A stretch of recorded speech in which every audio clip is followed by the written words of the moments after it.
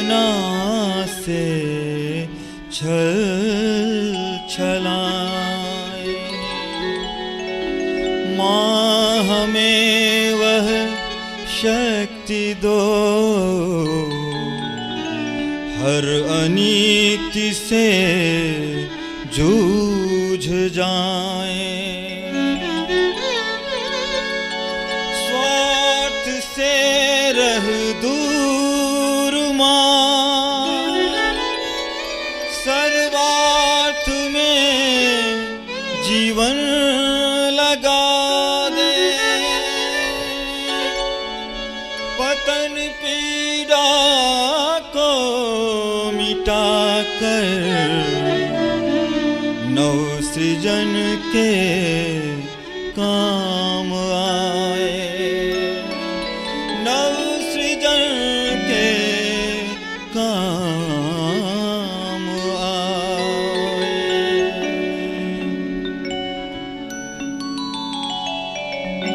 हमें भक्ति दो माँ,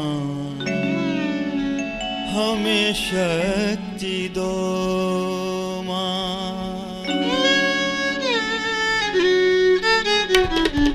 हमें भक्ति दो माँ, हमें शक्ति दो माँ।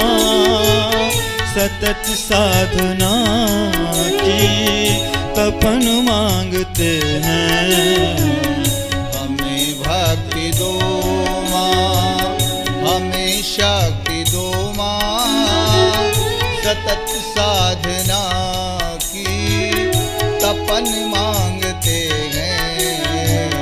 न धन धाम कुछ आपसे मांगते माँ, विमल ज्ञान की एक किरण मांगते हैं। न धन धाम कुछ आपसे मांगते माँ, विमल ज्ञान की एक किरण मांगते हैं।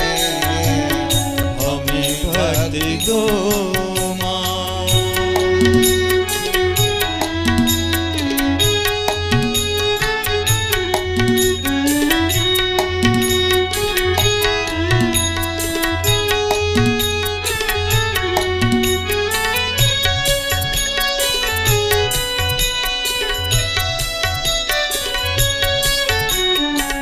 सानि धनि धसा सानि धनि धमा मधा मधा मरे रे गरे गरे सा गम धनि सारे सानि धनि सा। फिर ગુરુદેવ માતાજીએ પસંદ કર્યા છે એટલે આ મૌન સાધના શિબિરમાં તમે બધા હાજર છો. માણસના બનાવેલા કાર્યક્રમ હોય, આપણે બનાવીએ ને એ કાર્યક્રમ હોય, ને ભગવાન બનાવે ને એ યોજના. એની યોજના છે ધરતી પર સ્વર્ગના અવતરણની. એ કેવી રીતે થશે? તો માનવમાં દેવત્વ પેદા કરવાનો.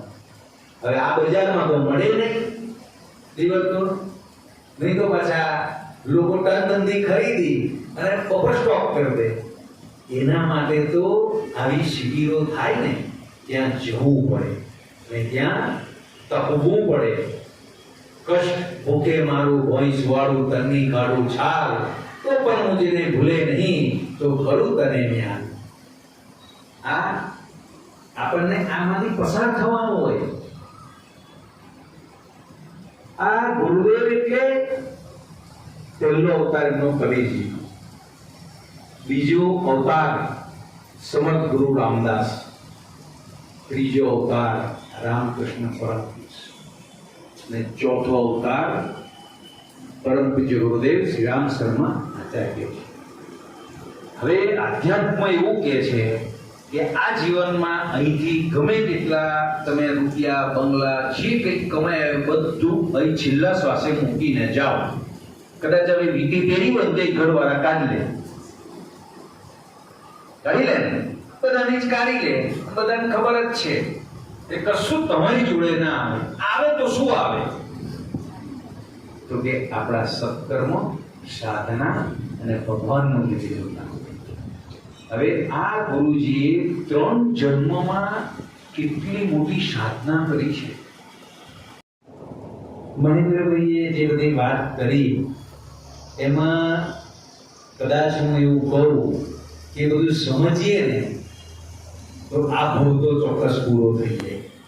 એને જો વાગોળવું હોય અને એને જો સમજવું હોય તો આ જન્મ પૂરો. આપણે કેવી જગ્યાએ બેઠા છે, તમને બધાને એમ થતું હશે કે મને ભરતભાઈએ ફોન કર્યો, પ્રેમિલાબેને ફોન કર્યો, રેખાબેને ફોન કર્યો, ગિરીશભાઈએ મને વાત કરીને હું આવી. ના, અને પછી ગાયત્રી મંત્રને જપ ચાલુ કરે તો ગાયત્રી મંત્ર ત્રિપદા છે. આપણે જાણીએ છીએ ગાયત્રીને ત્રિપદા નામ ગાયત્રીનું છે. ત્રિપદા શબ્દ ત્રિ માને 3 અને પદ એટલે 3 પદ. 3 પદ વાળી ગાયત્રી છે. ગાયત્રી એ વાસ્તવમાં છંદનું નામ છે. છંદનું નામ છે. વેદના કોઈ પણ મંત્ર તમે લઈ લો, કોઈ પણ મંત્ર 24 અક્ષરનો હોય એને ગાયત્રી છંદ કહેવાય. સમજો, ગાયત્રી છંદમાં કેટલા અક્ષરો? તો તમારે કહેવું કે ગાયત્રી છંદમાં 24 અક્ષરો. બરાબર? આ રીતે છંદમાં શબ્દ પ્રમાણે છંદ બને કે આટલા શબ્દનો છંદ હોય તો આ કહેવાય, આટલા અક્ષરનો છંદ હોય તો આ નામ એનું. તો ગાયત્રી છંદનું નામ છે. ગાયત્રી મંત્ર ગાયત્રી છંદમાં બોલાયો છે. ગાયત્રી મંત્રના 24 અક્ષર. ગાયત્રી મંત્રના દેવતા સવિતા છે, ઋષિ વિશ્વામિત્ર છે અને છંદ ગાયત્રી છે. હવે 24 અક્ષર જે છે, અત્યાર સુધી આપણે જેટલા જપ કર્યા હોય એટલા તમારે એકાંતમાં આત્મચિંતન કરવાનું છે. તમારે સત્ય રહેવું. સંસારની બધી માયામાંથી વિમુક્ત થઈ ગઈ અને 5 દિવસ તમે એવું સમજો કે ભગવાને અમને સંસારમાંથી ડિટેચ માને કે મુક્ત કરી દીધા. બધું ભૂલી જજો. ઘરમાં છોકરા શું કરતા હશે, પપ્પા શું કરતા હશે, ઘરવાળા શું જે કરતા હોય તે, બરાબર છે. શરીર નહીં હોય ત્યારે જે કરતા હશે તે અત્યારે કરતા હશે. તમે અત્યારે સ્વતઃ માની લેજો કે અમે ધરતી પર છીએ. તે દિવસ 5 દિવસ માટે પૃથ્વીને સ્વીકારી દેજો તમે.